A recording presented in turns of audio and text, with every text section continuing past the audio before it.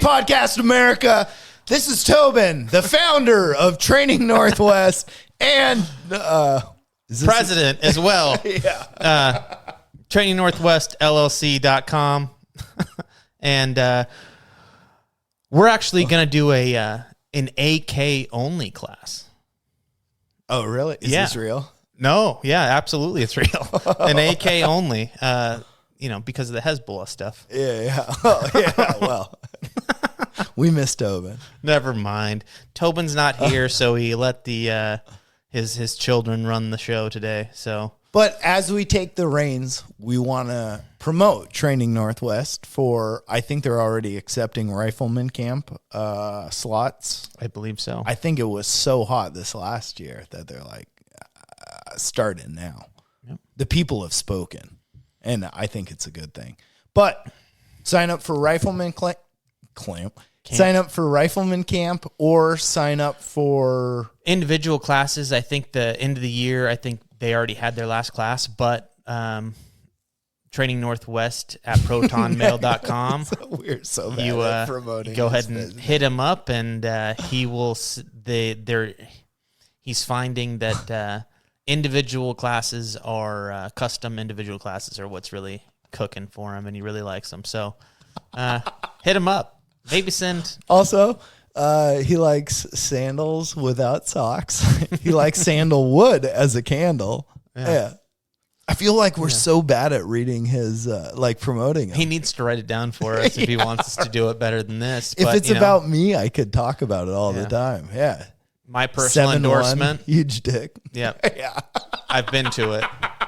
It worked. All right. All right. Jordan? I'm going to be Tobin. I'm Dad. Yeah. Jordan, what did we talk about tonight? We talked about all kinds of stuff. Well, we went from, Mike's camping in Mike the woods. tried to understand Mexican culture. Yeah. Kozak went to the woods and La Fiesta. Yeah. Yeah. Yeah. I think that's it. Let's call it Kozak La Fiesta. There it is. All right. Yeah. Enjoy. Miss you, Dad. Welcome to the Mike and Jordan Show. Yep. Tobin has joined Hezbollah, right? Yeah, didn't he leave for that? And so he's going to be out for a week or two, maybe more. I don't know. Do you think? Who knows? What is the recruiting standards for Hezbollah, Jordan? I would imagine he's probably a pretty high-end recruit. Yeah. They made him a general instantly. Yeah, just right in there. We're going to miss that guy. It's crazy antics. It was real. So you get the Mike and Assalamu Jordan alaikum. show. Yeah, assalamu alaikum. But, Jordan, we were talking about camping. Yeah, how was it? You had a great weekend. You went out with the boys. I went out with a boy. A single. Well, it was just you two? A guy, his girl, his baby mama. Thank you for putting that in there. Yeah. His baby mama, his son, who is like almost 2, and his baby mama's daughter. And it was all good. It was such a fun weekend. So, I am so burnt. Yeah. Things hurt. Where'd you go? We went outside of Lake Cleola. Oh, did you? Yeah. Not going to give away the specifics. Okay. Because we did some fishing, and that area was nice. Yeah. Yeah. And it wasn't inhabited. But. By what? People. Uh-oh. Dude, this is going to get us kicked off the internet. 100%. Yeah, but let's go. Here we go. So I went camping, and we stayed. So you know how you go up where we were talking earlier, and you stay on that main road, and it just keeps taking you out to the forest roads, and it parallels a lake. And then as that lake starts to disappear, it turns into rivers. Yeah. Because that's what's feeding it. And so you can go up, and then every mile maybe there's a turnout, and there's a bridge across the water, and it leads up to another Forest Service road. Mm-hmm. So we went a little bit up past the lake, or where it used to be, and we turned off the road to take the bridge. Okay. And my buddy set camp up the day before, so this wasn't my part. But we turn off, and right away, he camped right there. So it's like we're on the river. It's nice. We're camped like 100 yards back, maybe from the river bank shore, which is all open and huge rock. And then it's the trees. And we set our tents up in the trees, so it's nice. But every morning we could wake up and the sun started coming out. This is like just 3-day weekend, last 3-day weekend. Yeah. And in the morning by like 8, it's 62. And you're like, nature's happening. You're not cold. This is nice. I'm going to get in that river early. It's a special place. And there was great rocks and cliff jumping and all that stuff. But we had some other campers around us. Okay. So how many? Like, what was it like a couple people, or was it like 10 or 20? Or no. So it was. So where you park and then where you end up camping, it's maybe 200 yards. Okay. And so you have to lug all your gear in. And the 3-day weekend just happened, and most people go over on a Friday or a Thursday. I showed up Saturday morning. I left at like 6 a.m. to go over there. And I show up and I park. I find my buddy's car. And it's like, oh, they must be out this way. So I start walking. And I'm getting passed by 1, 2, 3 different white families. And they're like, leaving. Yeah. They're walking away. Yeah. They got their coolers on their little radio flyer wagon. What year? What day was this? This was Saturday morning when I showed up at like 9:30 in the morning to this area. So these people were obviously camping Friday night. Yep. They got there Friday night. Yeah. Yeah. And they were leaving as I was approaching. Okay. And so I get there and I find my buddy. And it's like, oh, man, this is a crazy spot. There's a lot of people, but there's still enough room. Like, it was a big area. And he's like, yeah, it's nuts. But everyone's partying. This isn't camping in the woods. This is like a party. And it was like, there's a huge Mexican family on our side of the river. And then right across it was a huge other like Mexican family. Yeah. And I say Mexican family, up there. but it was like 60, 70 people like per camp. Yeah. You know, and they roll deep. Oh, they rolled real deep. And they go there often. And they played music. Like, so he said that night until like 2:30 or 3 in the morning, they were pounding music and stuff. And then in the morning at 9, it started playing. They're like, it started a half hour before you got here. And I'm like, wow, that's crazy. It's like, God, I'm a little bit older. I'm 40 now, 41 actually. And I'm like, I hope this doesn't interrupt my beauty sleep and my pace of life. But so that day, I got there Saturday morning, and then I met up with them, set up my camp.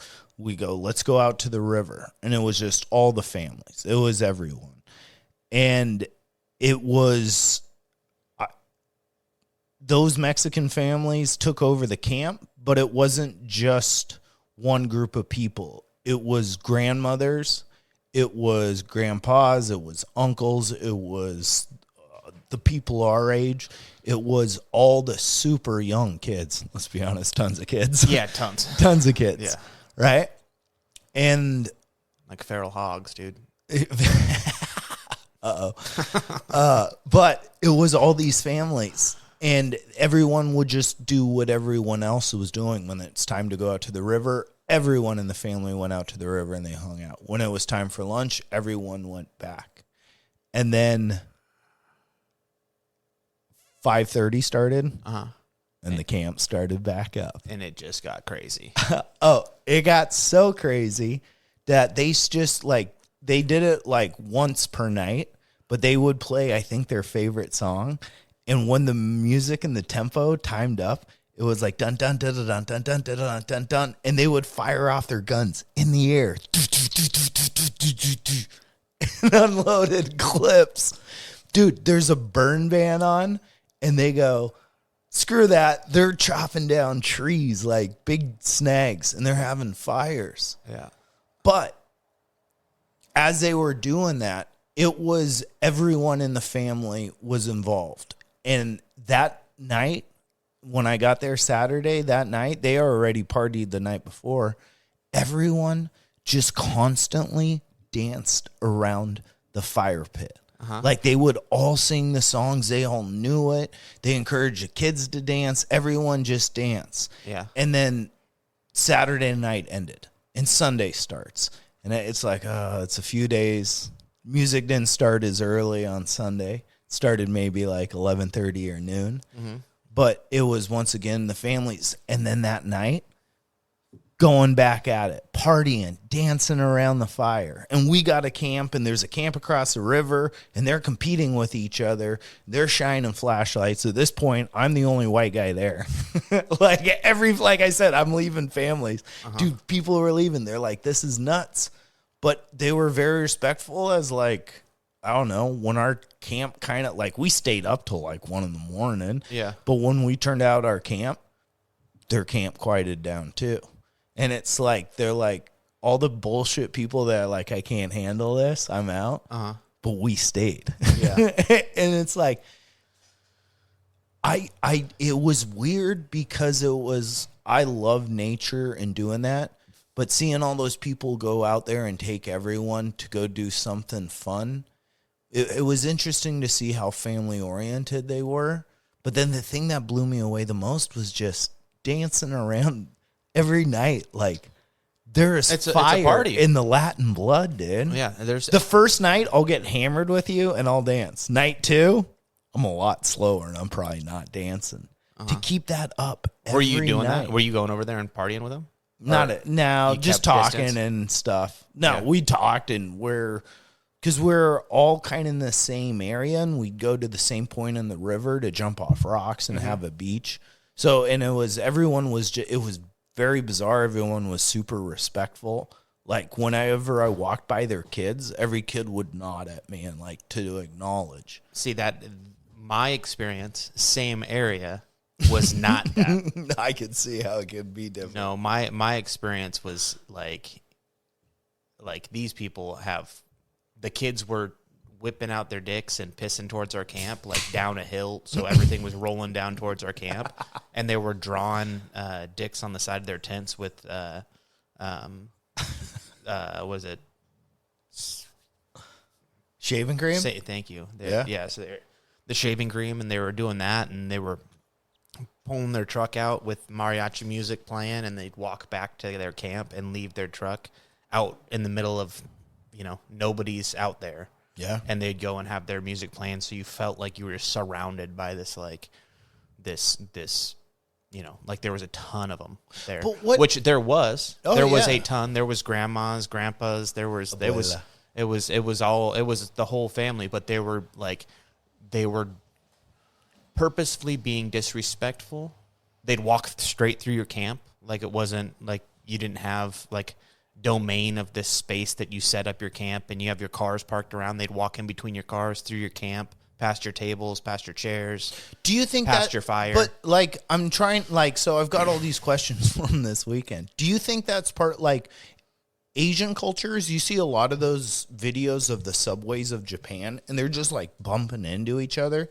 But everyone's like, well, I'm not losing my shit. Like here, someone bumps you in the subway and shoulder checks you. You're like, what the fuck? Yeah. But there, it just happens and you just keep going. Yeah. Is it the same way? Are we getting racist? Is it the same way when you have tons of people in your family? It's not like I'm going camping like I did with 4 people. I have 70 people here. Yeah. And there's just more of a way that like it's common respect. the mob just works a little bit, mob mentality. Yeah, you're taking there's more of us than there are of you.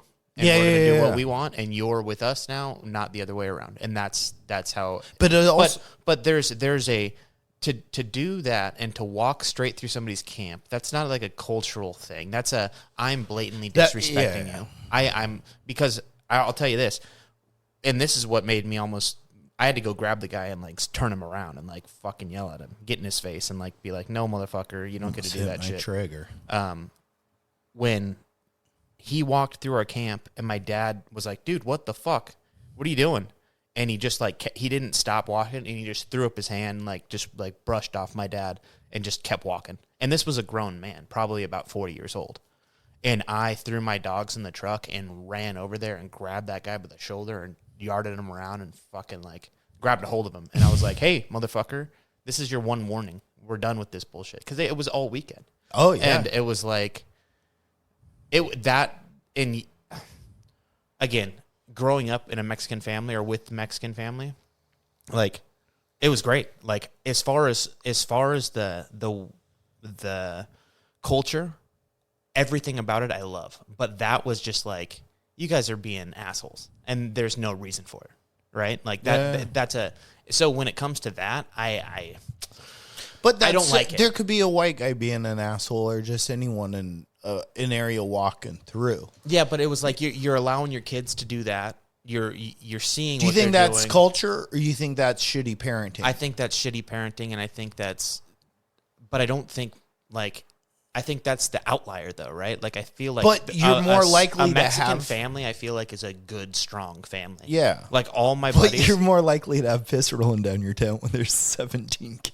Oh, dude, it was it's hard to wrangle. It was wild. It was so wild. It was like, we'd look over, and it was like, and then they'd whip out their dicks and start. It's like, dude, we got my niece sitting right here, or you know what I mean? Like, we have children in our camp, like, and dude, I was getting so heated, and it was like they just kept pushing to try and push you out of the fucking area, and that whole thing with my cousin's tent and like them touching, literally setting up a tent, touching my cousin's tent. That's disrespectful. And they just straight up said, we have a lot of people and we need this area. Move. We're setting our stuff up right here. What are you going to do about it, kind of thing? And it was like, that's wild. And you don't do that. Like that. Yeah, but I think whether or not it's that's not a cultural thing. There's no reason for that. But I think that goes to mob mentality. You have a huge group of your family, and you just find being a new dicks. spot. You find a new spot. You don't just push somebody out of their spot. You know, or you say, hey, but that's just how they rolled, and it was like, dude, that's not cool. So I mean, that was my experience. But I'm seeing cultural like crossover, whereas the music continues forever. Dude, and the music, the same thing happened. The music went until about 3-4 in the morning, and then my cousin's so funny. She got up and started playing like Linkin Park at like 5:30. She was like, "Oh, we're not stopping. No, we're just starting." So this is my you guys don't like it, dude. It was so funny, like Papa Roach. Like what? But like I'm a normal white guy, right? Yeah. You don't come over here to podcast and I'm like working dance moves and like feeling the flow of the music. I'm just a normal. Maybe we should be. Maybe we should be. Maybe that's the problem, dude. Again, I love Mexican culture. Like, I love their fighters. I love their music. I love their food. I like their music. I love the love of it, right? Like just the environment. I love it so much. To dance around. But to treat people like that and push them around like, hey, this is our shit now. You know, that's mob like mentality. That. Yeah, maybe that's what's going on. But it to push people out, it rubbed me wrong. The music thing, and it's funny. You go in there and it's like no loud music past 10. It's like dun dun dun dun dun dun dun dun dun dun dun. Oh, dude. But that's what I mean. Like, how do you? I'm a normal white guy. How do you get that energy, or like, what does that do to a person? Where it's like when there's a big group of people in a fire and music, we just move. Like they were so open. Like they would sing, and like they would pass songs to it, and they would. It was. Hey, don't get me wrong. Like I said, again, I love it. If I was there, and so. When it was my family being pushed around, I did not like it. No, if it was me camping by myself and all of a sudden I came up on that, I'd be like, yo, like, what's going on? I got some tequila. Yeah, but even beer. If you're camping solo and they just start go. being dicks and pushing tents against you. Like I had my guy I've known since I was 6 that we grew up together. He was my best man. And this is the first big camping trip I've done with his son that's under 2, like out towards the woods, and it was like, this is my son in a way too. Like, nothing bad can happen. Yeah, and I mean, the gunfire started. I got my gun, like not out of the tent, but on me. And it's like, dude, if shit goes down. Train Northwest. But yeah, but it was just like, I don't know. It, like I said, that first day, like I saw a lot of white people leaving, which I get. They're like, I want to be out here in the woods and the quiet. But I think the expectation is to go out into the woods and like have a little bit of quiet, peace, maybe a little bit of music, meet some neighbors, maybe. But just maybe. Yeah, and it's just hey, let's just go out and like try and find a little slice for ourselves. And that's just not the case anymore. Like when you go out to places like that, it's like expect to party. Expect it. Like, and if you're willing to do that, and if you're open to it, you're gonna have the fucking best weekend ever. But if you don't, and you wanna, if that's not what you want, you're gonna be fucking miserable. So it's like you got to decide: do we lean into it and enjoy, or do we? Because that's another thing. Like it's like if you're willing to get into it, I feel like you're gonna be accepted. Right? Like, they're not going to be like, fuck you, get the fuck out of here kind of thing. You're like, hey, what's going on? Like, all of a sudden, people are going to be cool. New tribe. Yeah. I would imagine that's how that ends up working, right? We've done it a couple times where we've been out there, and it's like, oh, hey, what's going on? And then you're Best hanging out. You're having a good time. Yeah, camp buddies. But at the same time, like, that goes south, and that goes south bad, right? Well, it's like a code of conduct in camping. But they're already breaking it. Yeah. So it's like, so you're a heathen for being there. Well, no, you just say, if you stay there, you're a heathen. I don't think so. No, I all think those white families leaving. You just go in there and like, dude, we've had a time. I remember being young and like, it was across the little gulch, and this camp was over there, and they're fucking partying, and they're like late into the evening, and they're partying, and the first night. And it was like, holy shit. And it's guys in there, they're in their maybe early 30s, late 20s. And I was a young teen. I think I was like 13, 14.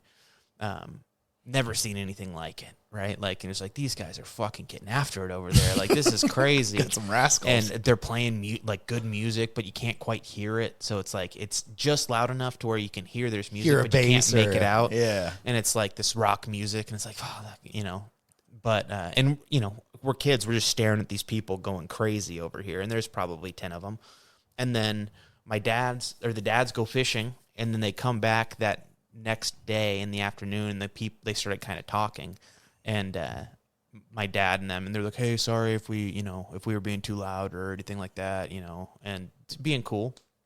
And my dad was like, no, it sucks because the music sounds like it's good, but we can't quite hear it. So you guys either got to turn it up. And they're like, what?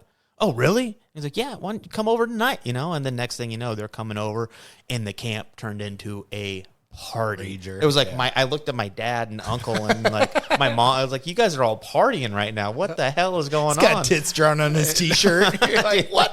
This is crazy. My grandma's out there with beads. I was like, what the fuck? No, Nana, stop. No. They. Do you think music helps? But so in that same nature, like someone else is playing something so different, but then you hear, I don't know what you listen to, Bob Seger, Fish, whatever, dude. But you hear music that you vibe with. If someone's up blaring that till 2 a.m, does that make it easier to deal with that? Because you're like, oh, dude, Freebird, all right, laying in your tent, compared to dun dun dun dun dun. It's tough to listen to music that you don't know, and there's certainly, it sucks when like you can't understand what they're saying. Yeah, that's fucking irritating. That probably creates more tension. It like does. If it's a song, absolutely. That's why it's either you just lean way into it and go, I don't speak the language, I don't know. Like, you guys could be saying fucking ridiculous shit about me. Yeah. 2 years of high school Spanish. Good luck. You know what I think? Yeah, you ain't getting nothing by me. Yeah, the vault. Yeah, I mean, it's such a you have to let down your guard so much, and if you're with like your loved ones, or like if you're with your girl or whatever, and like you don't quite have, we're already breaking social norms and already breaking like the behavior of the conduct of the woods for camping, right? Like we're already breaking that. What more? Like what but now is? Hold on. What's normal now? Yeah. Right. So if I say something wrong, I do this, like, are you going to get offended? Now, if you get offended and I get offended, now we got to fight. And now I'm supposed to fight all of you, or I'm supposed to run, tuck tail. But do you think I'm they supposed see to it grab as, my girl and fuck? It doesn't matter how they see do it. you think they see it as camping? Because like I where we were, I don't think they're looking for the same. Off the main road, the They're not- highway, we were 100 yards. People aren't looking for the same thing, right? When you go into when you're in a mob like that, when was the last time you went camping with 70 people? You haven't, right? I've met up with 70 people in the woods. 70 people that you took out there and planned on meeting up with? No, but Fuck I've never gone camping, like taking. But that's what I mean. So they're looking for, it's a different thing. That's like a family reunion that they do every other weekend. You know what I mean? Like that's not Quinceañera. who knows? Like I don't know what the reason for being out there was, but obviously to have a good time. So it's like great, but I also want to know how to conduct myself, being that it's like, hey, I'm allowing you to push me around, or what I perceive you pushing me around, I'm going to allow that. And now, does that show that I'm being weak and you can just keep fucking pushing me around? Are you going to grab shit from my tent because you want it? Like, are you going to start, like, at what point is there a hard line you have to draw and say, hey, motherfucker, this is no more. Like, and it's hard for me to understand where that is or how that works when the social norm, I feel, is already being broken.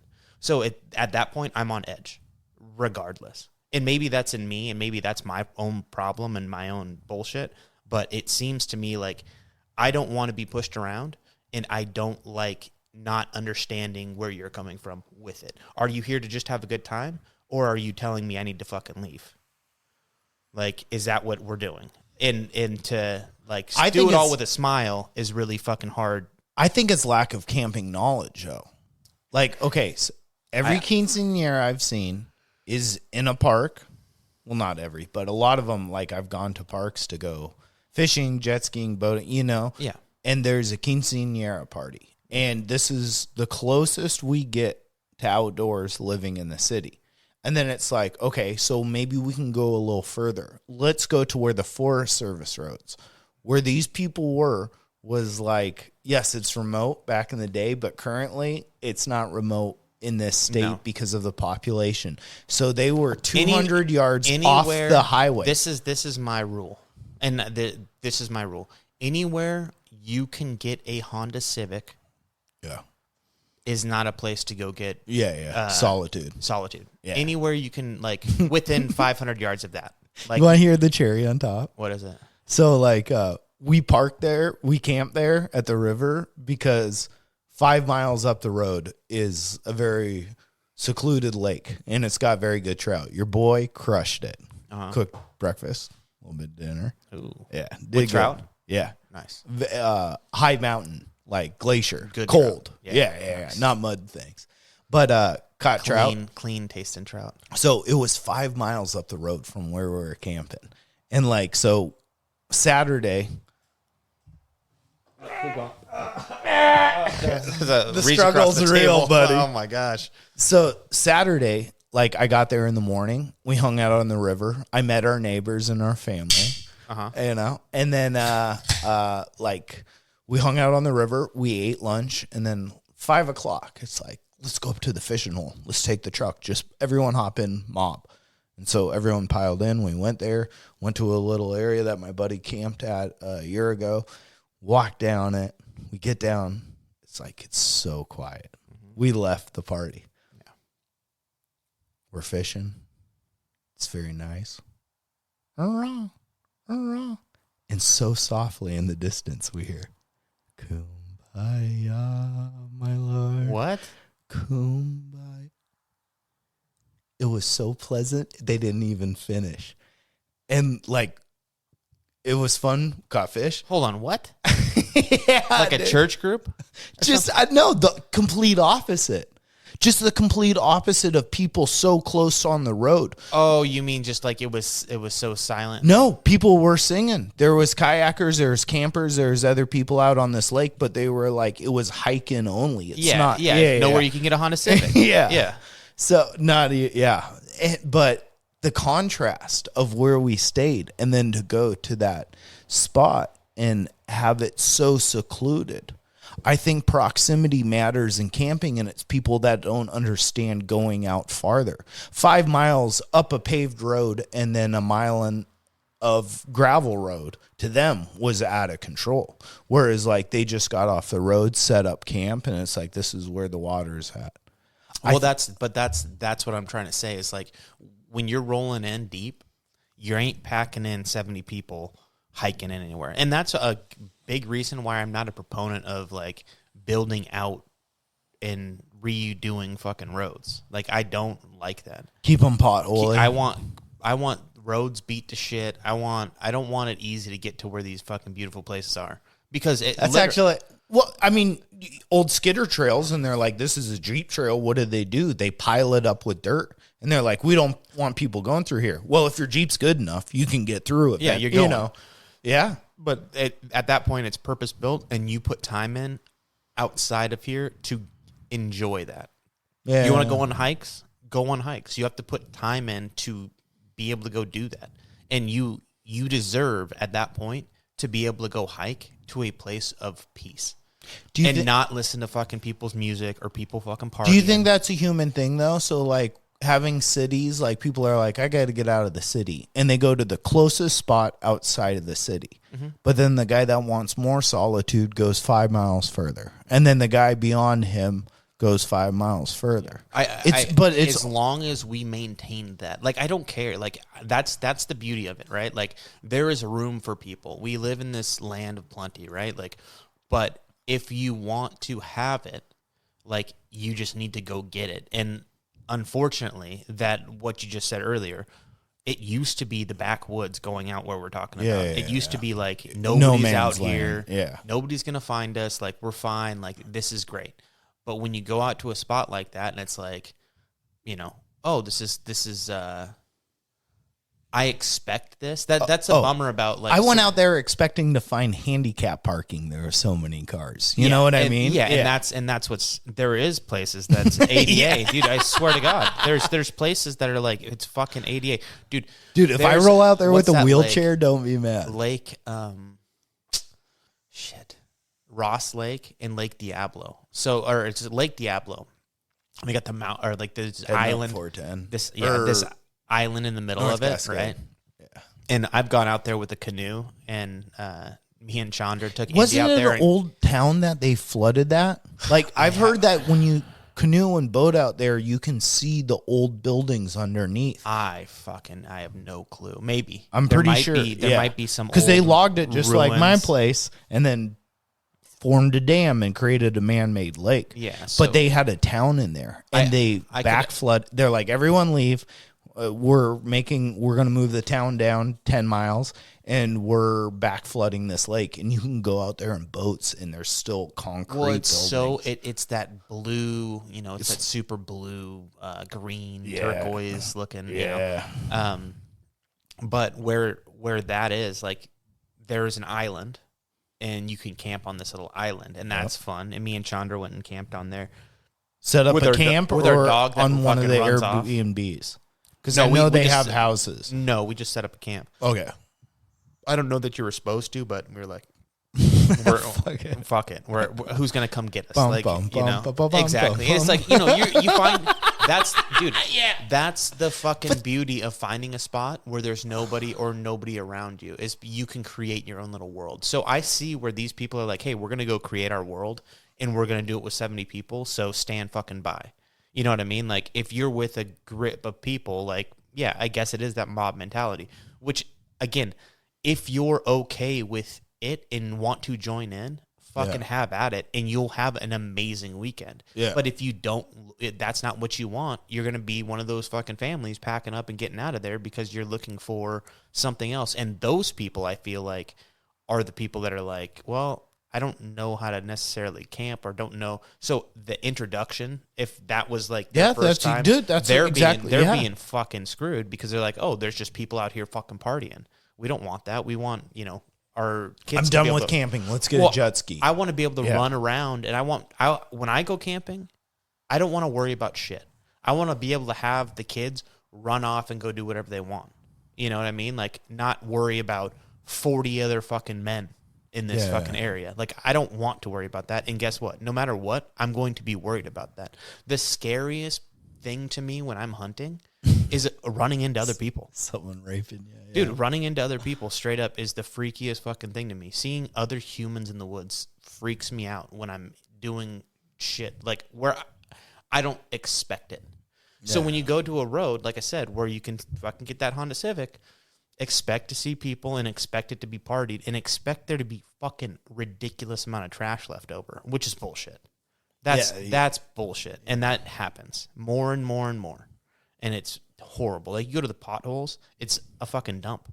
Yeah. It's a absolute fucking shithole. Like, there's trash everywhere. Broken bottles, beer cans, food boxes. Like, it's just like, it looks like somebody took a dumpster and tipped it over. Do you think there's lack of enforcement? Because the amount of I think it's tickets I've got fishing. I don't think it should have to be fucking enforced. I think that's if you're seeing a problem, why is it not enforced? It needs to be enforced, but there's a lot of fucking rules that aren't being enforced. Yeah. What are you going to do?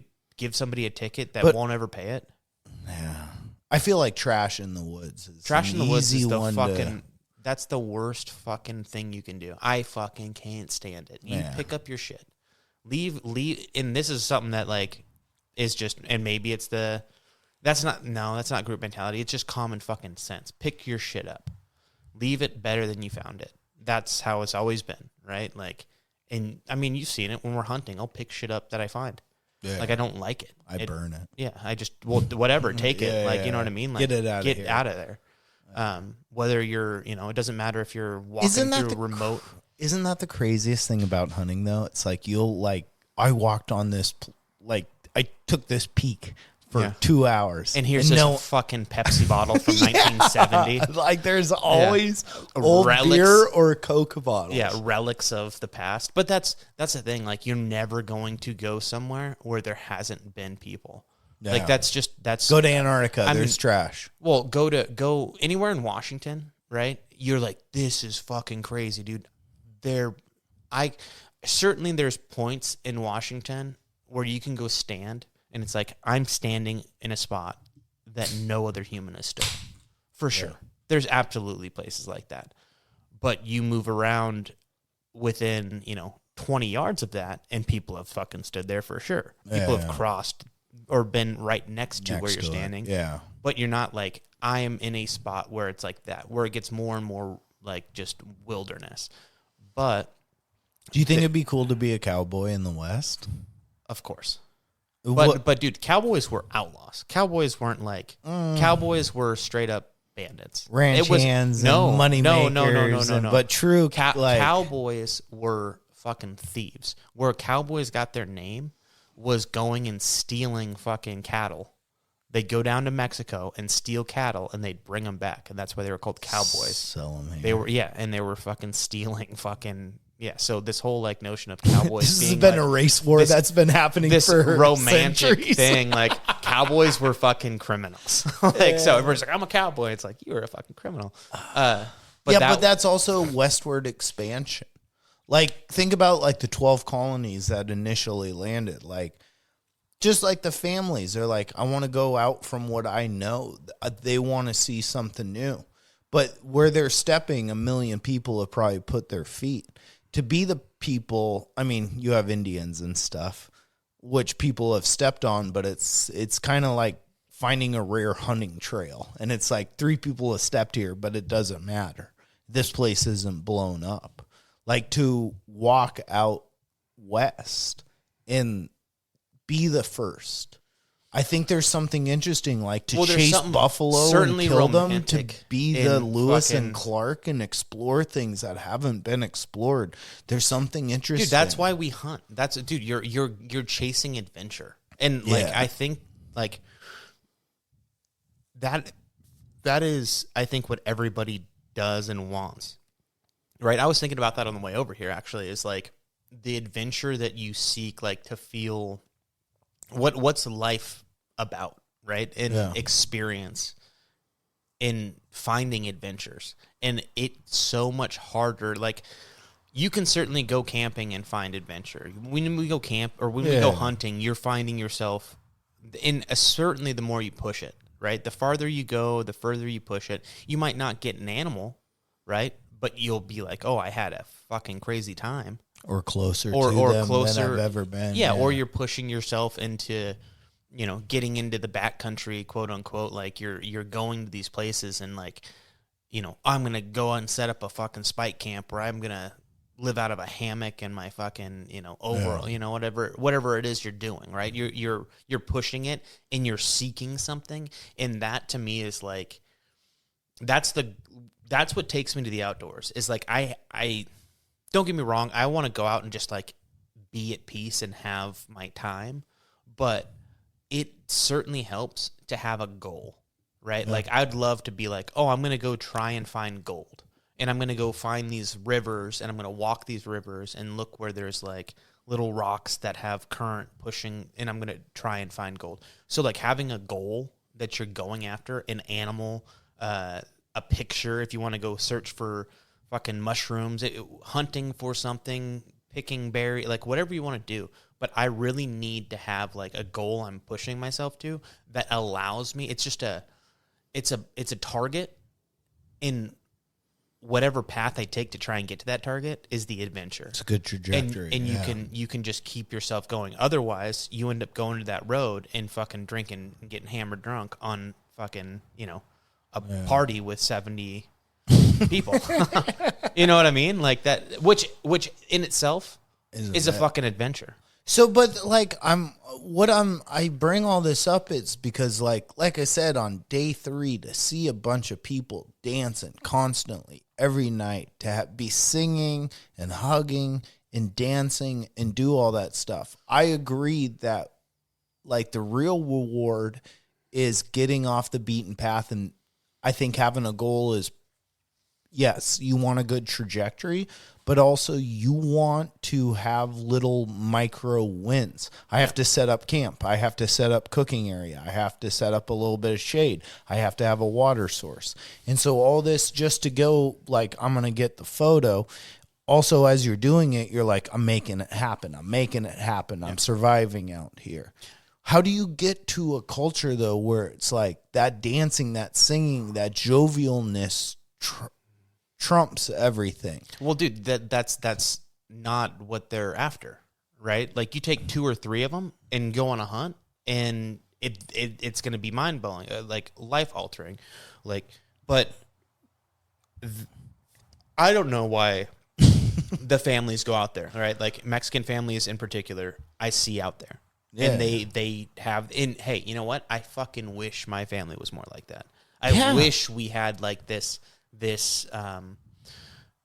drive to get out to at least a spot like that. But again, what I'm saying is I hope that it quits at some point, because I don't want to go up to the fucking beautiful lakes that are serene and untouched and then all of a sudden go up there and be like, oh, there's a bunch of fucking Tecate cans everywhere. Yeah. Like it's going to piss me off. And I pack my Tecate cans out. So I know, right? Like, but that ends up being like an issue. But I think there is certainly beauty in that, right? Like going and like being able to party with your family. Imagine Electric North. We're like, hey, Electric North goes camping, and everybody goes camping.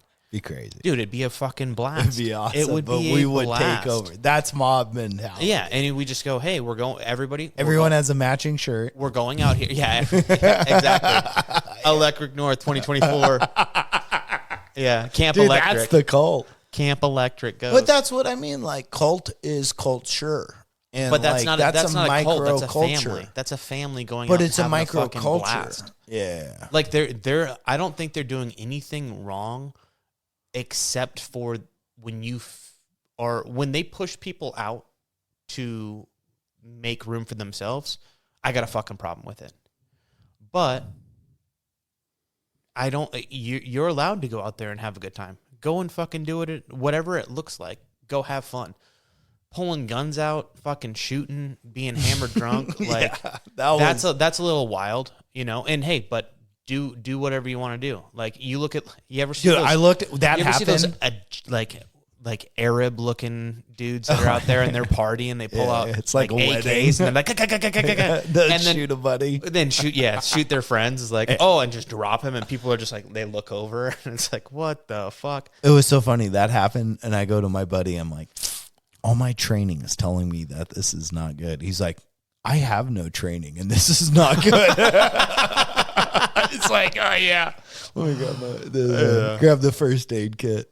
Yeah, dude, grab a couple tourniquets. But that's, dude, you but cannot. It was living wild in a way. You can't, like I saw you the had an muzzle adventure. flashes and where they were going. It's like, all right, we'll let this happen. But if it was like they're constantly unloading clips, it would be like, we'll say something, but that can lead to problems with alcohol and firearms. Yeah. Best action, let's go.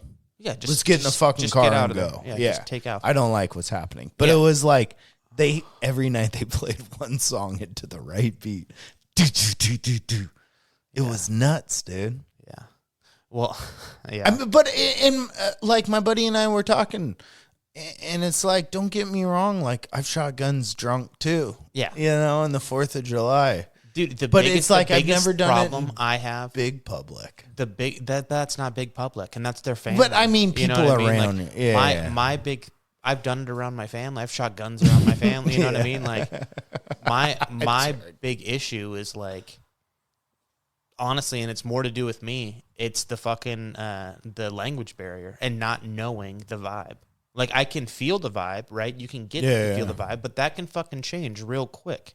Especially again when you're allowing to be put. You are accepting. This is a river and it's flowing where the fuck it's flowing. And you either just decide to jump in and have a good time or you try and struggle and fight back and get out of it. And that's not a fun feeling. Yeah, it's a nerve-wracking feeling. And I, unfortunately, do the latter often. It's not easy for me to just go with the fucking flow when it comes to shit like that. And I don't know how to react or who to react to or like what the actual vibe is, right? Yeah. So, and I can't just ask a lot of the time. Right? Or I'm unwilling to ask because I'm like, these fuckers, like, and I get all fucking spun up, right? And that's my own fucking shit. So, admittedly, like, that's my own problem when it comes to shit like that.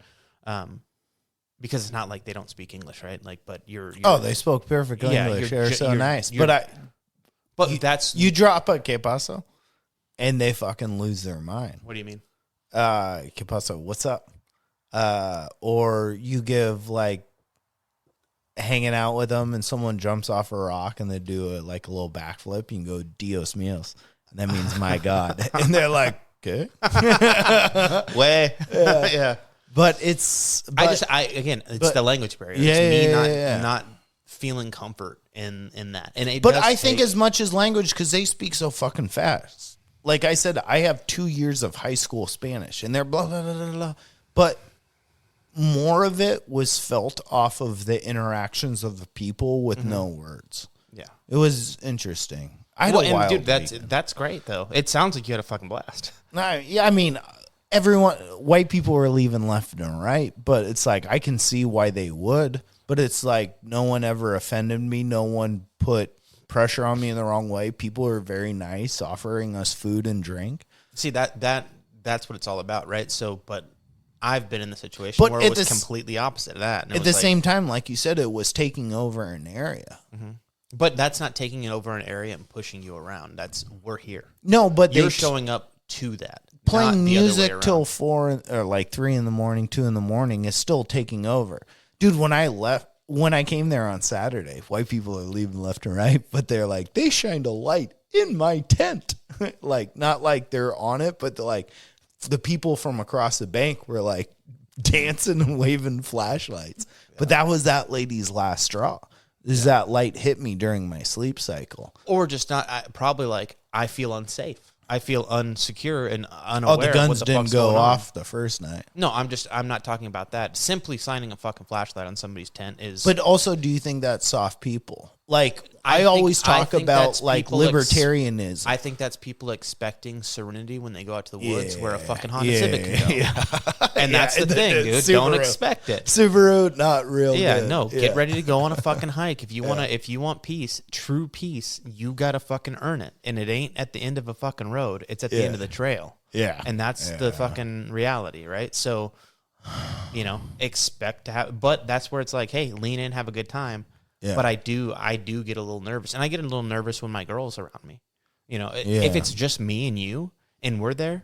Oh, dude, guess what, dude? It's wild. Yeah, it don't matter. You think about you, and I think about me. And if you don't see me for 12 hours, it's like, where's Mike? yeah. It's a different code. Yeah, but it's like, if we're out there, I'm like, dude, let's make tamales. Like, what are we doing? Like, I want to have a good time out here with these people and enjoy this. But if I'm out there with my girlfriend, I am going to be a little bit more protective, and I'm getting, my fucking cackles are fucking turning up, and I'm wondering what the fuck is going on. So for me, that's my big issue when it comes to that. If it's my family, but if it's just me, it's like, what's up? Yeah. Let's hang out. Let's do this. And I can let the guard down a little bit more and be more at ease with that. Yeah. Than I can with other people I care about. And that's just how I am. Whether or not that's a fucking racist thing, an issue, like I don't give a fuck. That's how I am. No, it's not right. I mean, you're just feeling busy. Like if you went out to Vancouver or Seattle with Chandra and it's just busy. Yeah. You know what I mean? Yeah, it's like there's a lot of people around here. The chances of something bad are worse with 100 people than they are with one. Yeah. Yeah. So that's where I kind of start getting a little,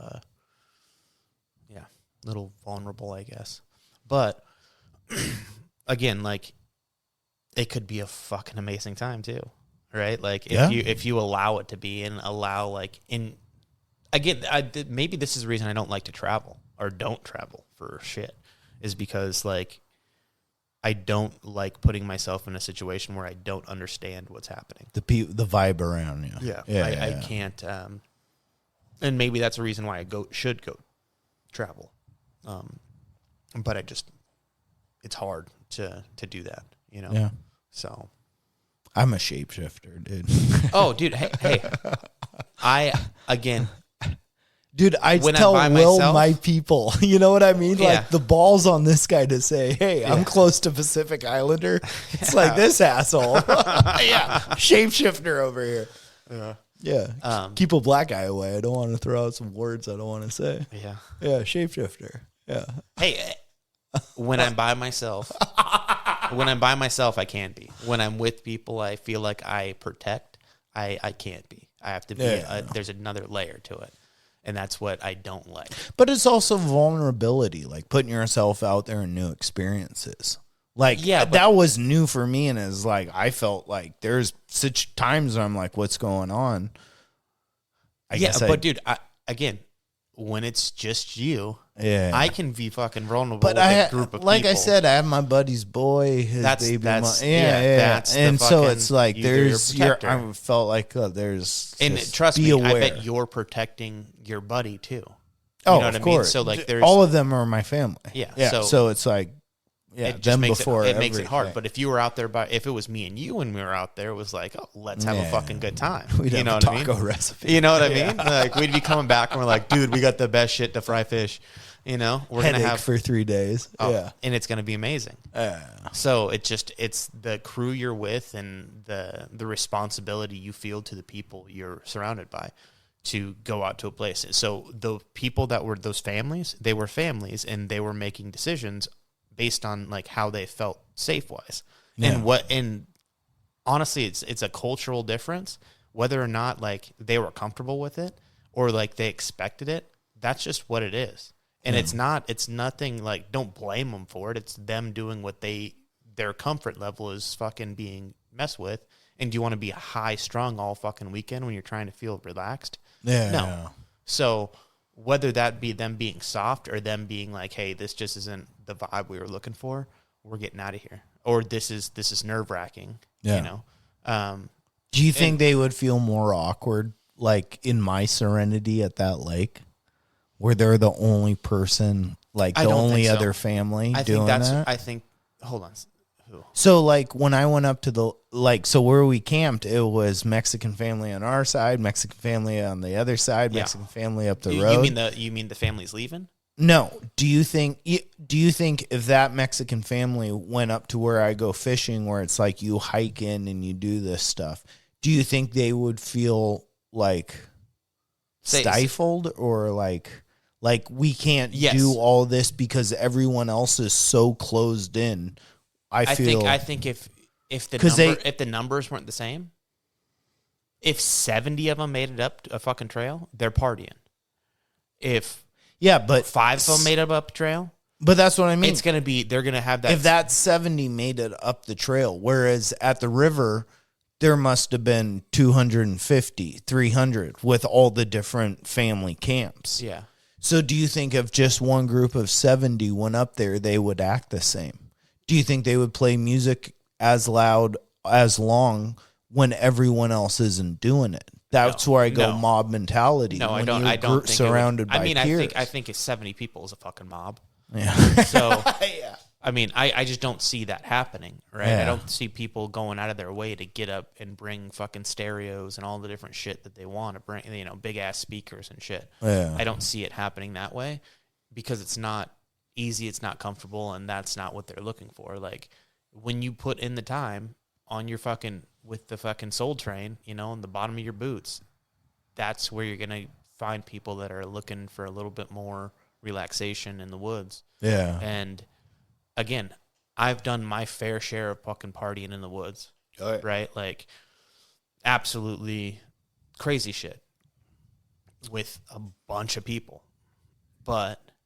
and that was a fucking blast. Those are core memories and good times. So I see what they're doing, and I wish my family did that, and I wish I could join in, right? Like if it was just me, I would have fucking jumped in fucking head first and been like, what's going on? I would have pulled out my gun. Just tell me when, bud. It's on my waist to work. IWB. Yeah, it would have been a blast. But, and I bet if you would have done that, but that's the thing is like, if you would have pulled out a gun and started shooting at that time, people would have been like, oh my God, like this guy, come here, motherfucker. Like, and that would have changed everything, right?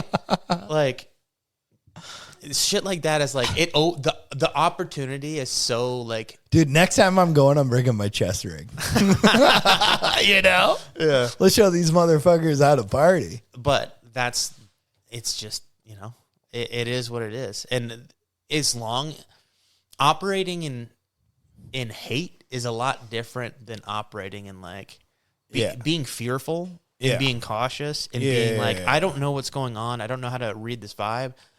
I'm here to have a good time. And obviously these people are here to have a good time. And when you like think about it that way and like, can really break it down that like good perspective that way, you're going to understand like, hey, there's no reason to leave if we're willing to do this, but like nobody's up here to not have a good time. So like have at it.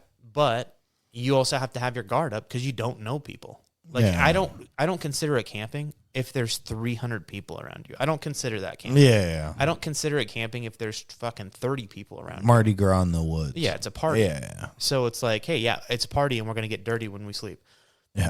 That's it. Like, you know what I mean? Like there's no that's not camping. Camping to me is like going to a place where you hike in, you're fucking back there and you're fucking, it's not, I'm away from my house. I'm going camping. It's like you're going to sleep in the woods, but you're not going like I don't want to like put that on it.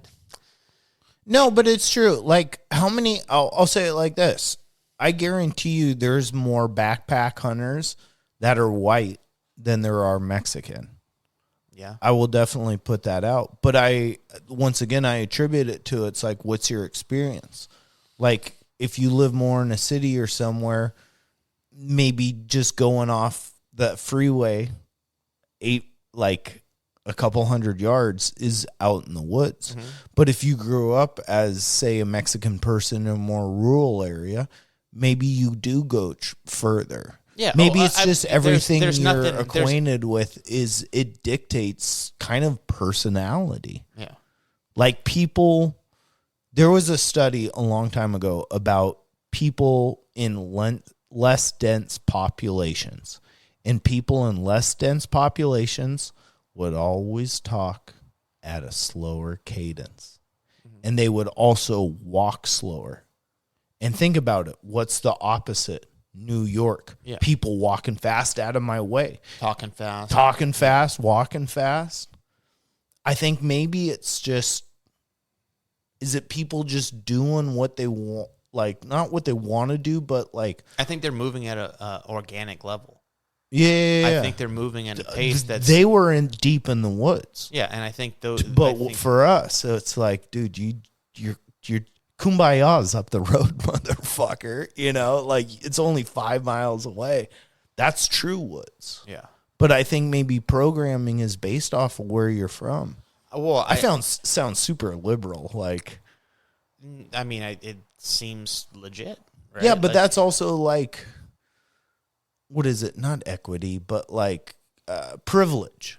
Like you were born in this area. No. That's your privilege. No, if you're I born in the woods, you're probably more likely to know more of the woods. If you're born in the city, you're going to know less of the city. That's privilege. If you're born in the city, you're going to know more of the city. Or I mean, less of the.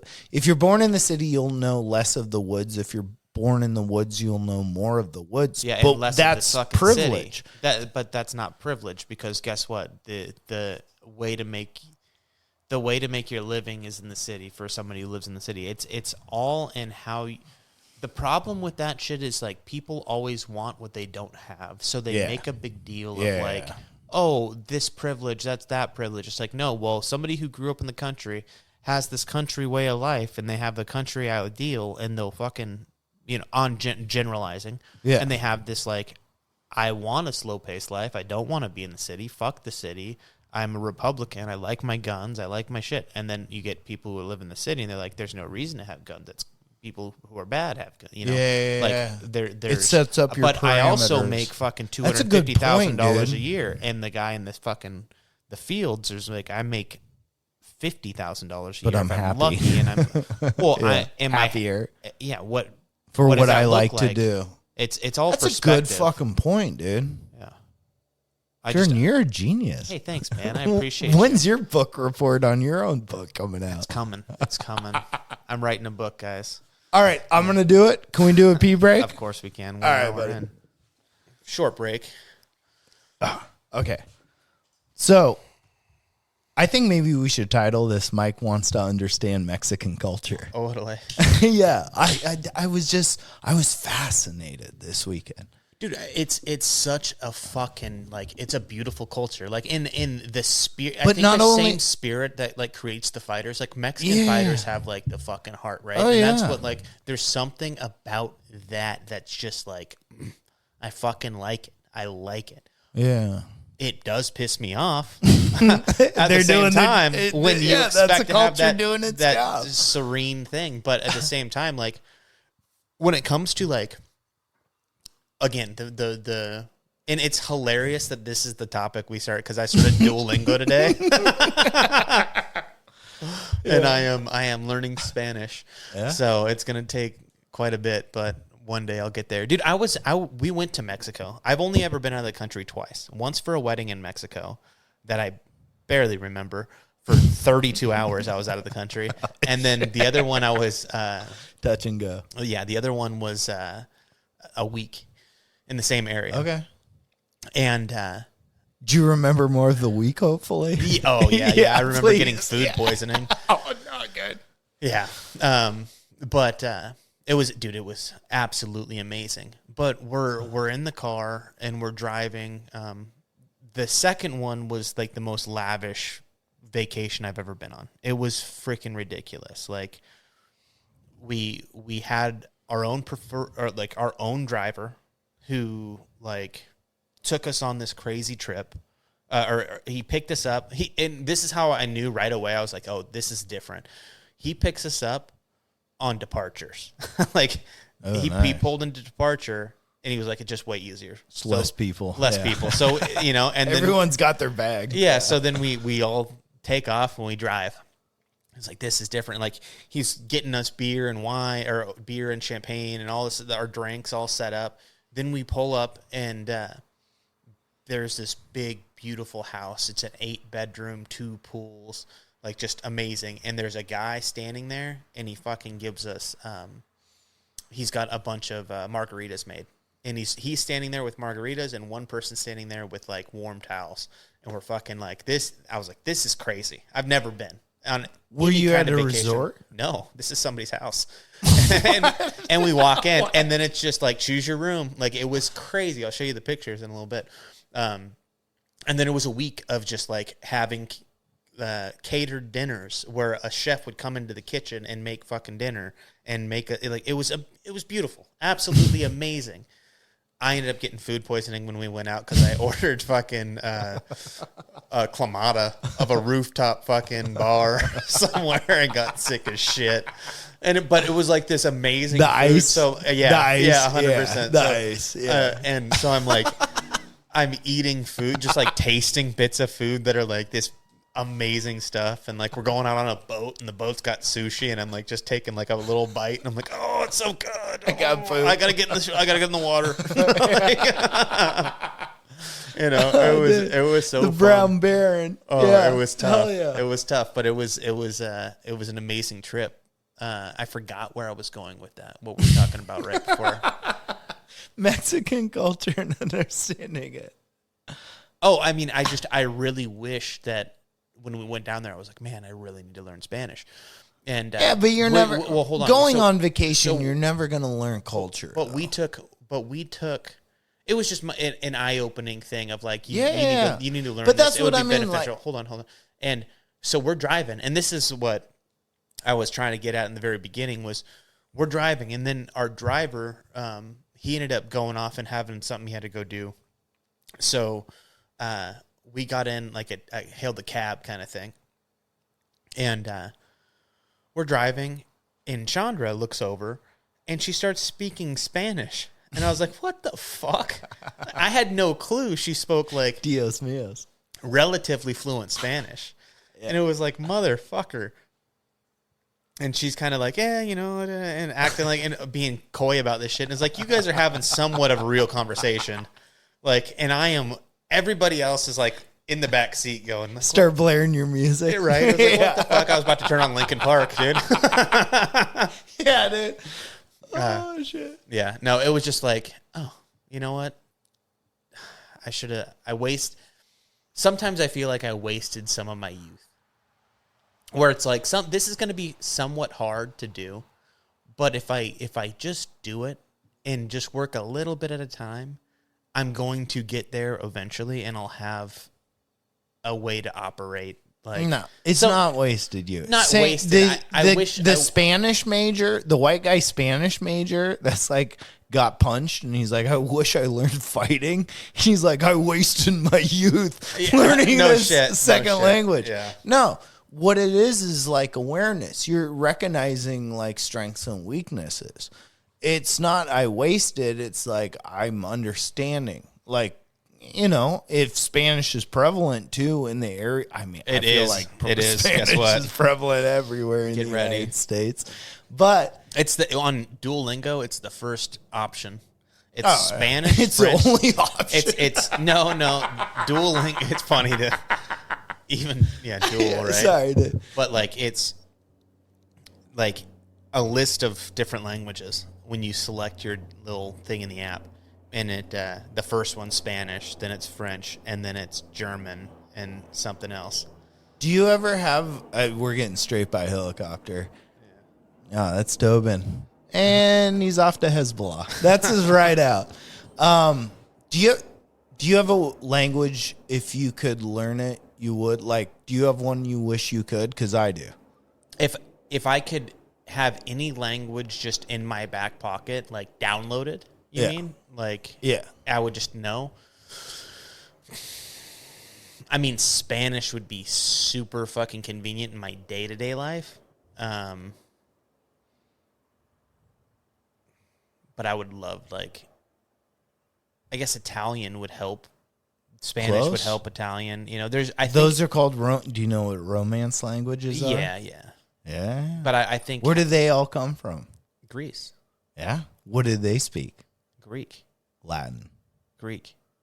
People speak Latin is what I was trying to get at. Let me finish my sentence, dude. Yeah, Greek version of Latin. I think Latin would be, if you could download a language, because all the Romance languages, French, Spanish, into Germanic, like white people English and stuff like that, so many of our root words are built off of knowing Latin. I think Latin would give you such a leg up to talk to everyone. You definitely except want the Chinese, something like that. Yeah.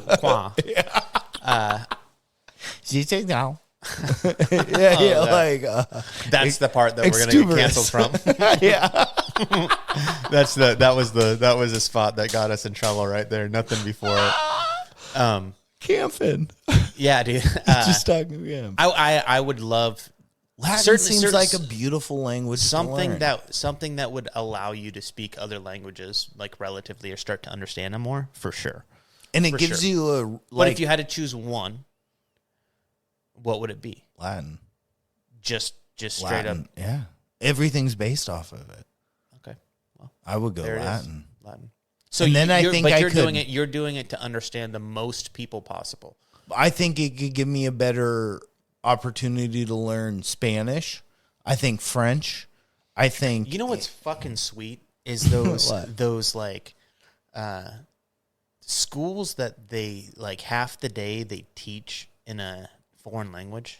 Yeah, bilingual children. It's pushing your brain at a great dude. Yeah, how fucking cool would that be? Like, wouldn't it be crazy to reach for this and be like, oh, that's a hat, but then you would also have what's hat in Spanish? Fuck, dude.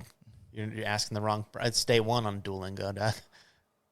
Well, la hat. La. Yeah. But it's like, it's crazy to think like, instead of just thinking hat, you would think it in another word. Think in a different language. Okay, I'll say shoe, right? I would grab my shoe in English, but zapato is a shoe in Spanish.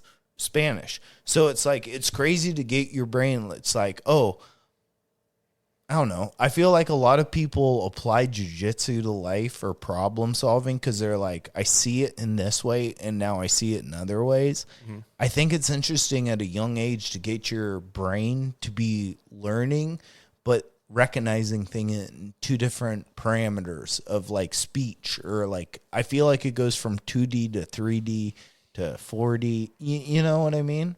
It is always cool to see people talk and like, they'll speak English and then all of a sudden they'll switch fucking into a different language real quick and they'll talk in that and then they'll switch back. It's like, that's kind of fucking impressive to me. And whether or not it's broken English because they don't know all the words to it, but it's just like, you're conveying something to the best of your abilities. That's so much better than mine. That's why, like, on job sites, when I hear guys speaking in Spanish, it's like, motherfucker, like, are these guys talking shit? Or is it like... There's emphasis, there's build, there's emotion. They'll it's like Bruce Buffer. They'll switch back and forth.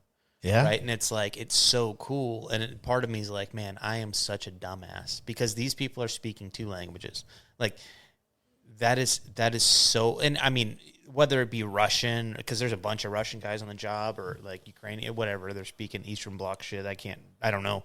Right? But it's like, you can tell, like, it's so fucking cool to see people speak these languages. But that's exactly. And that's something I struggle with, like, as I get older. Like, you look at a lot of people that speak dual languages and they're usually younger.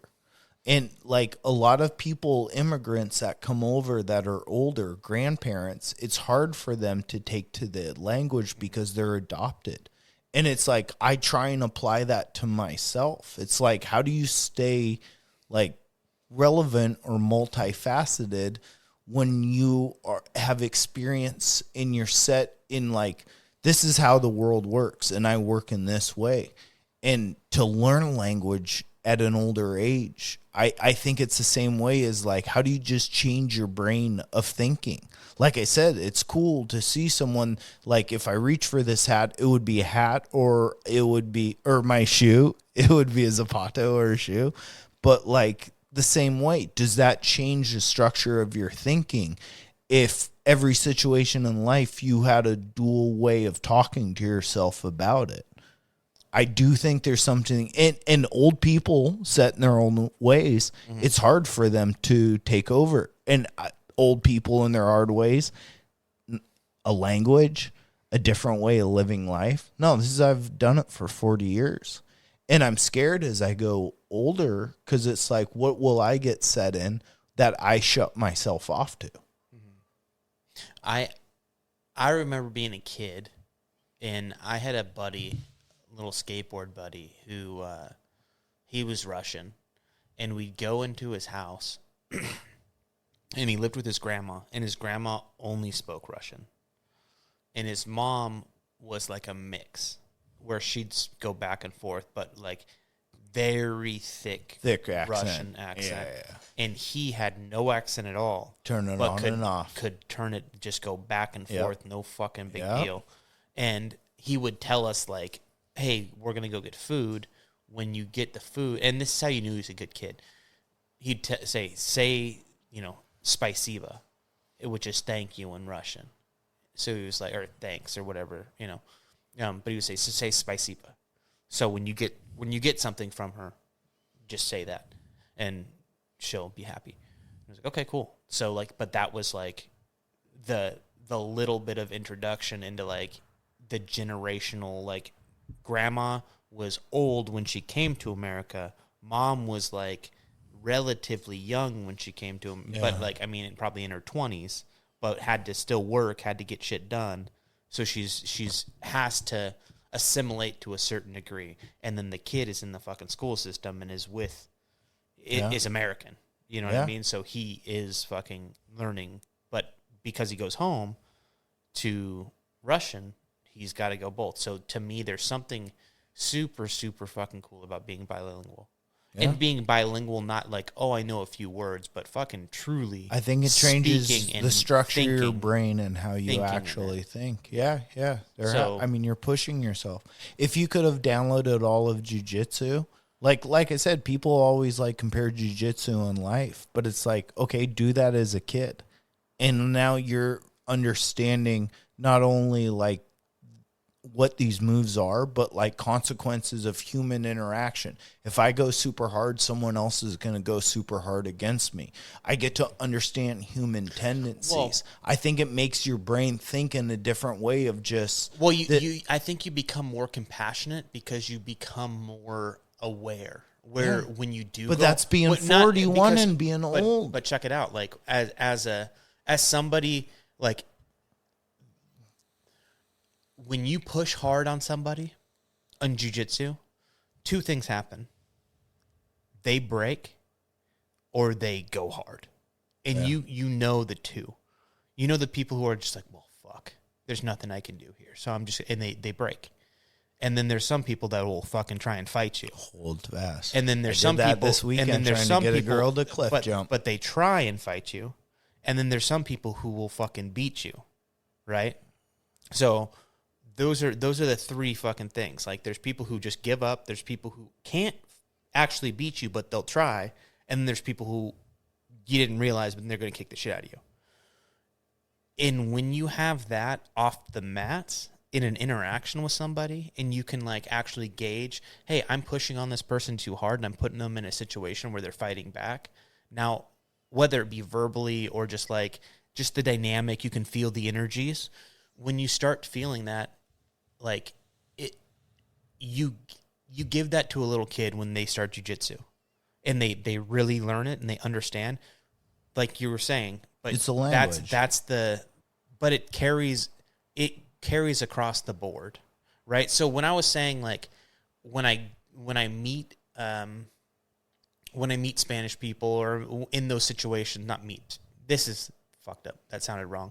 When I am in the situation where you were camping, I can feel the fucking vibe with myself. and I am willing to do it while I'm by myself, but I'm not willing to risk because I don't know it that well.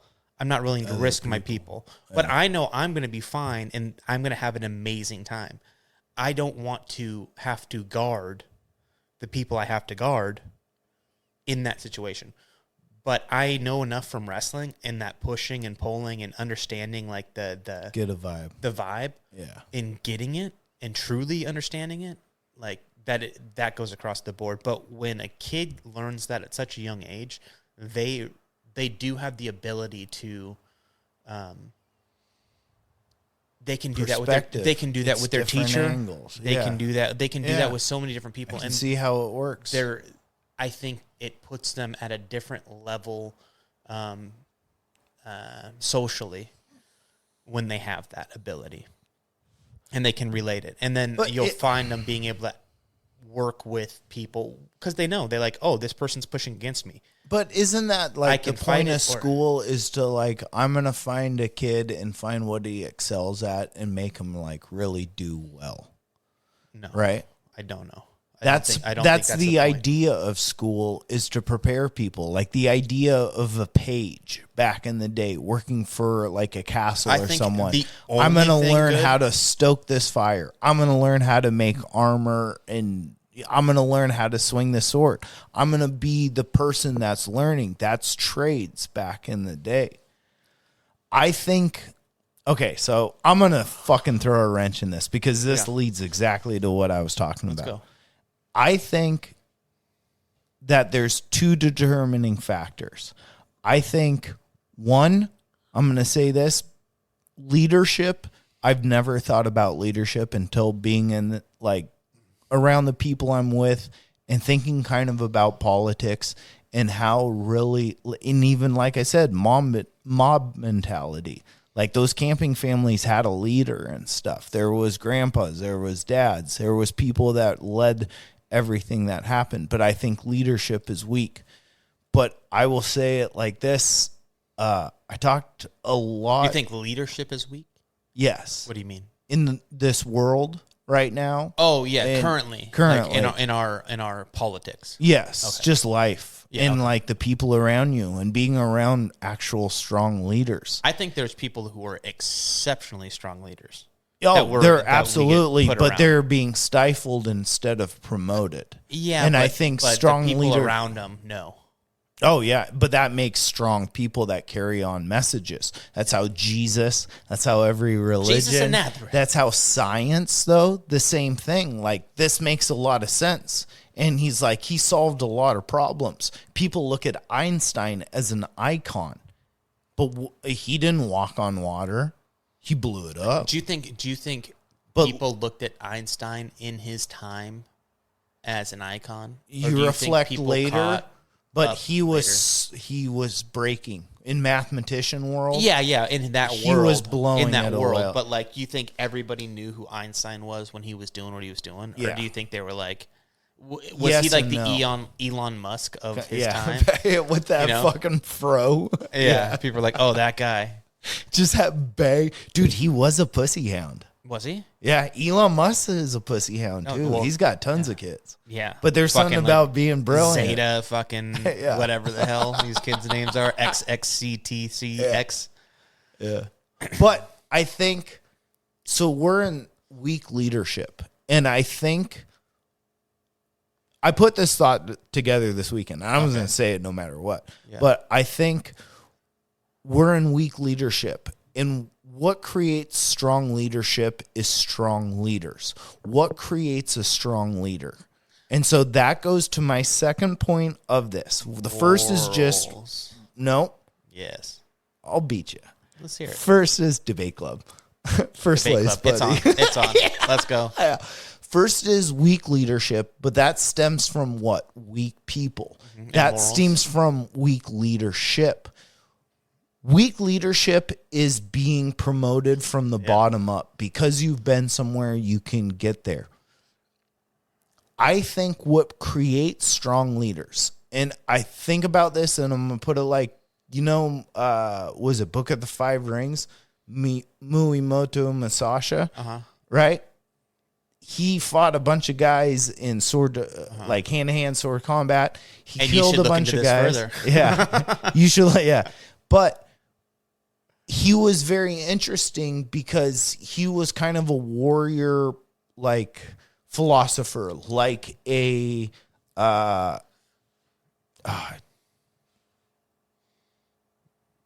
Who wrote? What's that movie with Russell Crowe? With Russell Crowe, The Gladiator? Yeah. That was based off of kind of the idea of Marcus Aurelius. Yeah. Right? Yeah. So if you meditations, right? Okay. Warrior culture and stuff. Muimoto Musashi.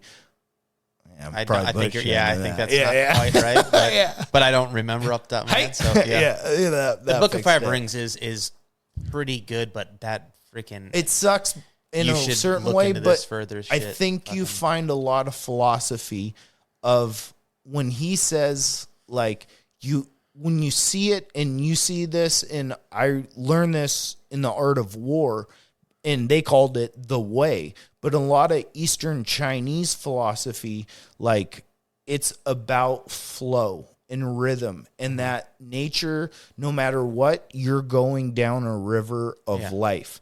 And you can't swim upstream, which freaks people out and kills them, but you can swim to the bank and you can kind of guide how you go through this. And no matter what, there's a way. Yeah. And I think he took a lot of... The only way is a way. Yeah. I think he took a lot of it and he said it like this. He's like, you see the way and you see it in everything. And I've never thought about that until leadership, until people are like, okay, you've achieved good things and you can teach things to other people. And you're like, yes, I am good at this. But what it is about logging hours. The only way to master something is learning that it takes dedication. It takes sacrifice. It takes being miserable, because what it is it's just you have to log hours. So once you become proficient at gardening, yes, you're being inept to things that are happening. You start learning about fertilizer and it's like, yeah, why? Because you're logging the hours through gardening. But then that forces you to learn more things outside of just gardening, about chemical reactions, about decomposition. And I think that's what that is that we're lacking, is to be promoted from the bottom up. You don't have experience. I think experience is what good leadership is, and that is going through the situations. Do you think there's a, like, that's based on like the Western, and I guess a lot of not just Western, but like going through colleges and just ending up in a high-end position in jobs and feeling like when you take certain routes, you get to skip the bullshit? But the bullshit was like going through college. Like if you could go through college back in the day, learn a trade and have a higher degree and make $150,000 in 1988, you were fucking killing it. Yeah, but what I'm saying is, like, do you think that is falling apart today because people go to colleges and then expect to get into positions that are above where they think they would have been had they not? I think the lack of the trade, the actual doing of the skills. But that's what happened. But that's what's always happened with going in. No, but back in the, like, think about it. Being a page, being a squire for a night, working a chimney, learning how everything worked for 5 years. Yeah, I mean, if you're a blacksmith, what are you doing though? If you're doing that, you are learning. You're doing. You see it in one thing. I learned how to perfect shining the sword. But if I've spent 1,000,000 hours of shining swords, I know it's going to take 1,000,000 hours of shining armor. So it doesn't mean that I fucked it up this time and it's ruined. It matters that I keep blazing through this. What ends up happening is, and again, you're hitting on something that I like, and I want to, like, I need to remember to keep pushing this to my life, right? But when you're learning to sharpen the sword or clean the sword or fucking shine the armor or whatever you were saying, like, when you're shining armor, pretty soon you're going to go, okay, well, and you need to learn about, well, the brush you have or the cloth you have, and then you're going to learn about why the cloth works better if you want to. Or you're going to go through life and you're just going to fucking keep shining a fucking sword. What? Or you're going to go, hey, because that's people also just get through life just getting through life, and they don't push any harder than they need to. That's and then they bottom end up, up. But that's okay. That's succeeding through failing. No, What I'm saying is, do you know people through your work that are high up that you're like, this guy's a moron? He's just done it for so long.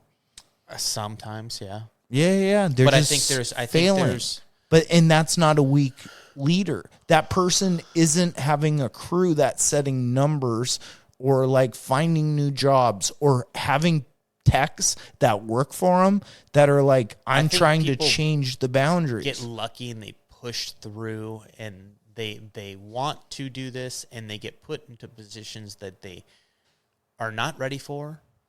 And it's not that they're not ready. It is that they're not ready. And it's not one of those things that's like, you know how, you know, you get promoted in fucking jiu-jitsu and they're like, you know, well, hey, we know when somebody's ready and you're ready kind of thing. That's not what I'm talking about. I think that some people get put into positions just simply because they're liked, or they're with somebody who has the ability to do it, as opposed to them truly earning it and being like the best candidate for the position. And that happens what do they call it? Nepotism. That nepotism shit is real. Yeah. And it's real everywhere. And I think people get upset about it and act like it's, you know, you start getting into race and all this other shit about fucking all the, you know, but it's for everybody. Everybody is dealing with it. It's not a race thing. It's because, guess what? Like, there's only one guy that got promoted. Yeah. That's that.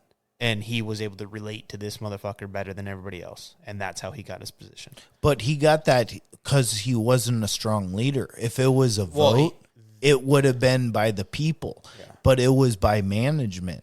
Therefore, you're corrupting the system. Leadership is based on the tribe. I think that some leadership, you need to trust your leader to a certain degree. Yeah. Right. Uppers, you mean? Yeah. Because guess what? I don't claim to know more than fucking Greg does about jiu-jitsu. I don't claim to know more than Toby does about shooting. I do. You know what I mean? Yeah. Take my class. He doesn't know what he's doing. Fucking Rifle men's class. Yeah. Yeah. Northwest Training, Inc. Come see us. What's his Come see us. Proton Mail? Yeah. Yeah, gotta make fun of him for joining Hezbollah. No, we'll take care of you guys. I think leadership is a dealer in fucking.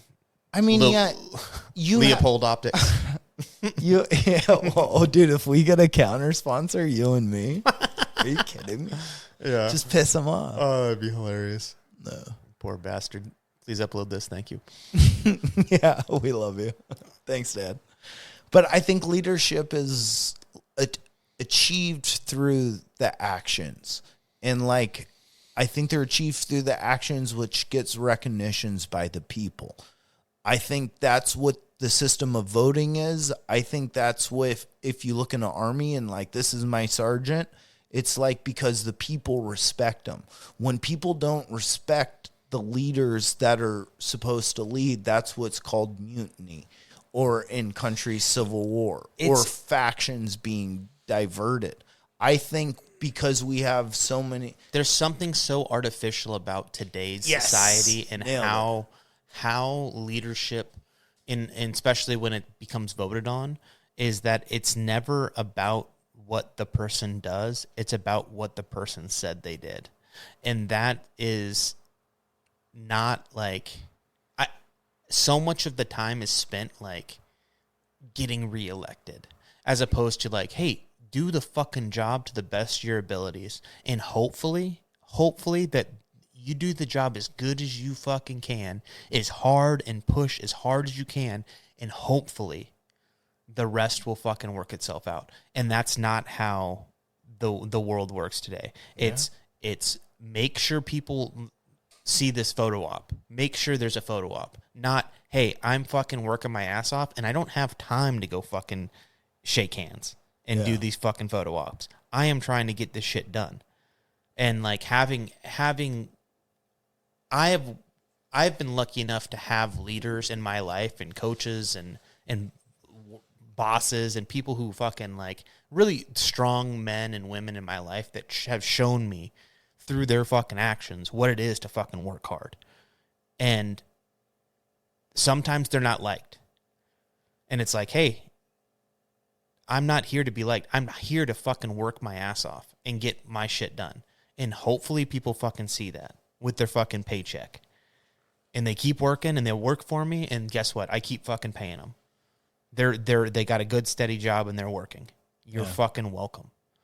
And they bitch and moan and complain about certain things. And it's like, guys, like somebody above you is working their ass off to keep you fucking employed. Yeah. And that's just the way it fucking goes. Right? Like, or you're the person trying to fucking get things done. But to work hard and like truly not worry about the fucking optics of what you're doing, worried about the result of what you're doing. In so many, politics is all optics. It's never result based. It's optics based. And that's why everybody's like, well, why is nothing ever getting done? Why are the roads shit? Why is fucking healthcare for fucking ridiculous? Why am I paying insurance? Why am I paying tax? Why am I paying all these different things so much? Because the people above us are not worried about fucking the outcome. They're worried about the optics. Yeah. And when the optics are what they're worried about, expect nothing to get done. That's and I hate to like fucking go back and forth on the side thing, but liberal, like it's all across the board. It's all across the board. But that in school systems, when I see that in schools, it's all optics based. Yeah. They don't give a fuck. Well, that gives more reason, I think, to what I said about like having a warrior code.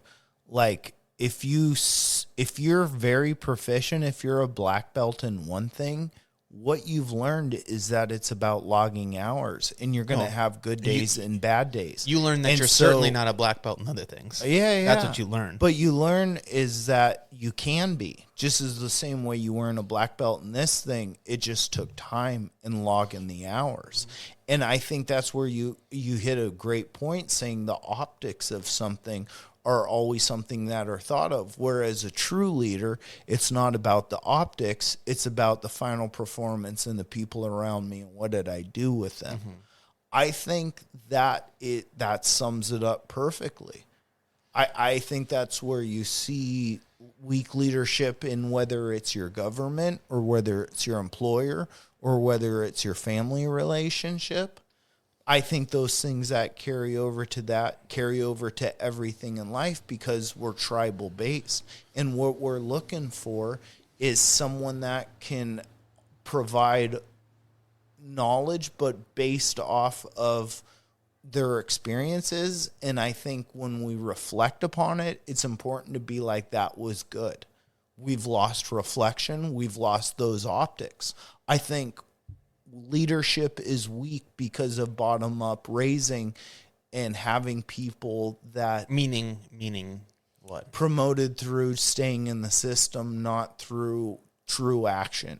Yeah. Like I said, if you could be voted on by your peers, but what do they call that? Seniority or like tenure? Or something yeah, like that's what I was gonna say. Yeah. In teachers, it's tenure and performance based stuff matters, and it's cutthroat. And that's what people don't like about it. Yeah. Cutthroat shit. People want to just feel want to say, comfortable. They want to feel this new speech and it felt good instead of how was this at that time. Well, people have amnesia. I guess what I was thinking of as far as like the bottom up shit, it's like people don't want to have a cutthroat position, right? Like growing up, let's just relate shit to wrestling or jiu-jitsu or whatever. But when you look at the Olympic team, it's cutthroat. And I think everybody fucking wants to I get super patriotic when it comes to wrestling. And I think that's something that is uniquely, there's probably other fucking sports that feel it too. But in wrestling, the top fucking thing you can do is go win an Olympic gold medal. Oh yeah, that is anything. it. That is well. I mean, not for Not fucking football. LeBron James could give a fuck. You know what I mean? They're gonna go win, but the dream team. yeah. But when it comes to wrestling, and I think It's that's one-on-one. why there's patriotism in. I think wrestling leads to it. I think wrestling leads to working hard and fucking caring about the country, because at the end of the day, the fucking top guy in the world, if he's on the top of the podium and the fucking American flag's being raised and the national anthem's playing, and it's like, holy shit, like, I just fucking did it, right? And we had two or three Olympians or gold medal, or maybe just two, the females. But that's the tip of the fucking iceberg. That's as far as you can fucking go. So you see those people, like, you see athletes like that, like, really giving a shit about, like, the country and how things are. Where was I going? They work hard through that, and like, that is the goal. I wish I would have stayed on topic there. My bad, guys. But hey, you know what? Wrestling's fucking badass, and wrestlers like America. America likes wrestlers. No, you're talking about loose subjects. It's hard to sometimes. Where were we at? Where were we at? No, but I think everyone wants, like, whatever your, like, viewpoint or patriot, like, yes, to win. NFL doesn't go to the Olympics. There's not football in the Olympics, right? Well, there's no money in it, right? So, like, Well, they there's make all their money. no. I'm saying there's no money in the Rich. Olympics. Like, the Olympics, the Americans, they get like $35,000 to win the Olympics. Whereas other countries pay them Making a lot like more. $250,000, it's right? kind of Like, a it's a big deal Yeah. for other people to win the Olympics than it is for an American. Yeah. But there's something so, like, just fucking, you get after it. And I fucking wish I remembered what I was talking about. 'Cause Well, that's like the UFC and stuff. It's like they make the least amount of money. You could go to Bellator or ONE FC and go fight. You know, why do you think if it was really lucrative, you would see all these NFL players switching from that to MMA? Because if I could make $35 million for 3.5 years, I'd go do it. If I was a new combine champ that, you know, did jiu-jitsu and kickboxing.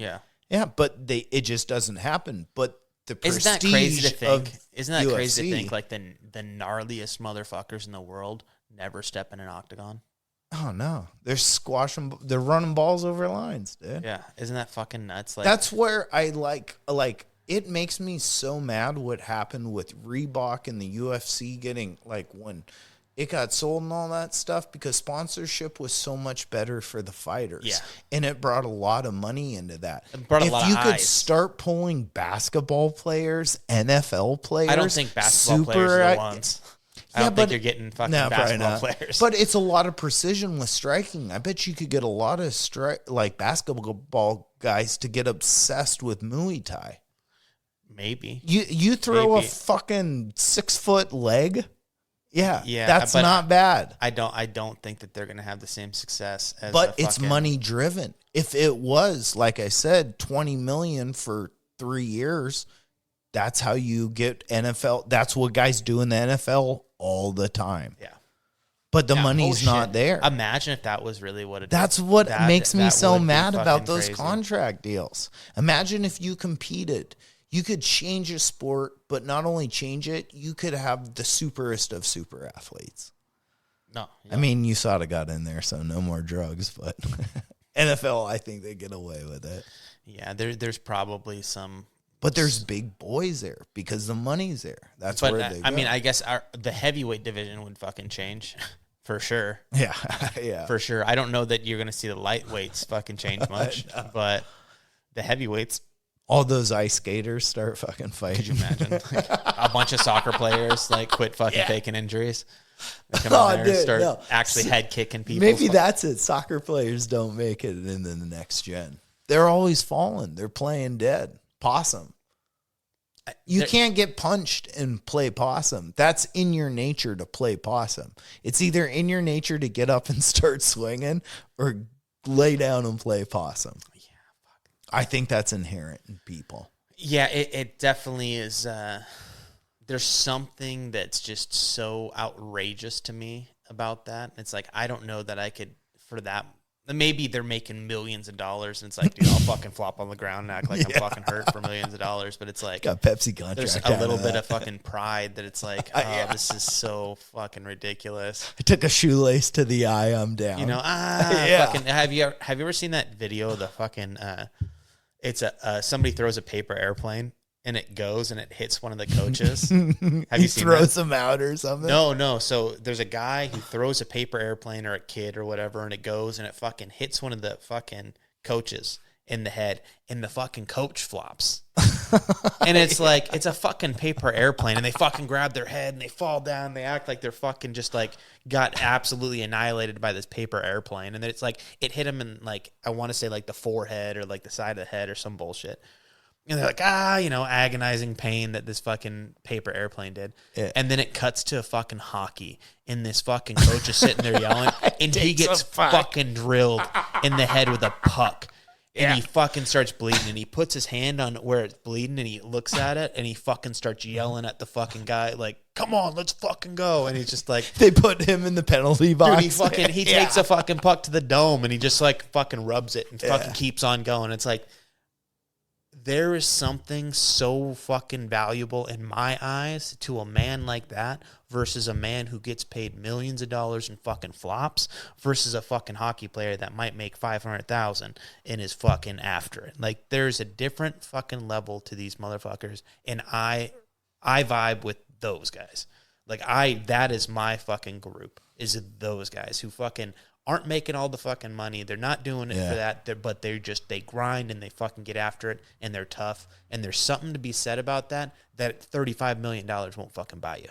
And I don't know why I came with $35 million, but money won't buy you like that.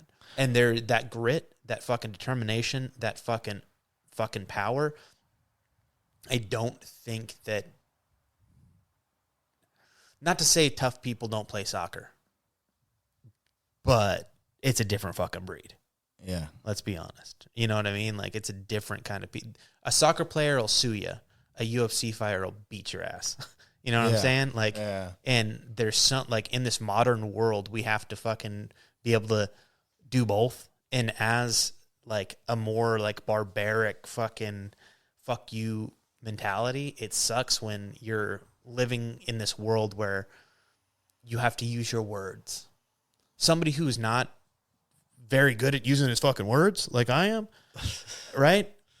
It sucks when you can't get physical with somebody when they fucking sit there and pick you apart, or they'll try and say something. It's like, hey, be cool. Like, calm down, dude. Like, there's no reason to be an asshole, because we can step outside and I'll fucking show you what the fuck's up. I'll fucking sue you. What? Yeah, that's like, this is the world we live in. Like, I can't fucking slap the shit out, or I'm not supposed to slap the shit out of you, because I fucking will, regardless. Fuck you. It's your personal sovereignty. You know what I mean? Someone invades yours. I mean, but it's never. Oh, I can talk shit to you and not have to worry about. I can mentally cause you damage. What this group says is more fucking dangerous than anything else, but we're gonna allow that, and I can't slap the shit out of this guy. Yeah. Not fucking maim him, not kill him, slap the fuck out of him, though. You know what I mean? Still assault. And that's assault. You're gonna go to jail. Yeah. But he was talking shit to me, and it hurt my soul. But that's your. He hurt my feelings. Your First and my Amendment. Feelings fucking. Yeah. My feelings matter, don't they? Yeah, they do. Or I can get fucking slap the shit out of this guy, and hey, you know what? It is what it is. Like, I think that there's a little bit of that we need to bring back. Just a little bit of that. But that, exactly. And that's where I go from, because there's like, no protection for a guy who can't fucking speak his way out or fucking, get in the conversation, right? I belong here just as everybody else. But if I'm going to get fucking, somebody's going to talk shit to me and make me feel like an idiot. Yeah. And it's like, hey, you know what? Should have slapped Tobin you're right. years ago. No shit, right? It's one of those things, right? Like, you're not supposed to fucking do these things. And we fucking veered off topic super quick. No, there. but it does. Here, you want to, this has been the Mike and Jordan show. Tobin's joined Hezbollah. I'm going to try and put a bow in this. It matters and it doesn't matter, but I'll try and tie it like this. I think it matters because like the person who's been talked shit to and they know how to deal with that, that's through experience. That's through like, I've been through this and I've seen it through other things and I get it. That's the same way I'm trying to say that like Muimoto Musashi, that's the way. What you're looking for is people that have gone through things and they can give you advice on how to do things. That coach that gets hit with the puck compared to the soccer referee that gets hit with the airplane and he falls down, the guy that takes punishment and has been like, I know how to deal with this, that's because he's been through it. I think our problem in life and in government and in family is when you're listening to people that maybe they've gone through their own things, but it's let me cut you off. Okay. I think when somebody gets hit with an airplane and they flop, they're instantly looking for other people to get on their side. And they're currying favor with the masses. Yeah. And the guy who takes a fucking puck to the face and keeps fucking coaching and keeps coaching. Yeah. That's the person. No, well, that's the person who wants to just get the fucking job done because they know that's the way to go. But I bet that's where we were going. That's where I was going with the fucking wrestling whole thing that I went off on the tangent. You don't do it for the recognition. You do it because it's the job. You do it because that's what you want to do, and you're going to fucking do everything. There's no... The glory is in such a small group of people. Yeah. You're not going to get world famous in a fucking crazy Nike shoe deal. You're going to be... A few people in the world can, realistically, are going to recognize you when you fucking walk the streets, and they're going to be like, this motherfucker is the real deal. You're not going to be the fucking basketball player that gets recognized everywhere you fucking go and is getting movie contracts and all that. Yeah.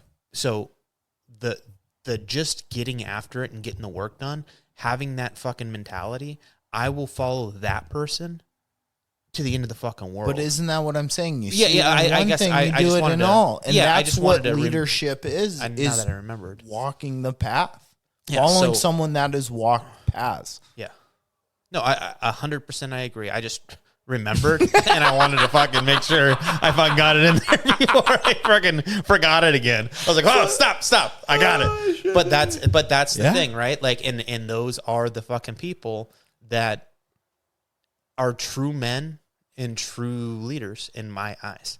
Yeah. They're not trying to fucking curry favor with a fake fucking narrative of I'm in pain and I got fucking really put down by a paper airplane.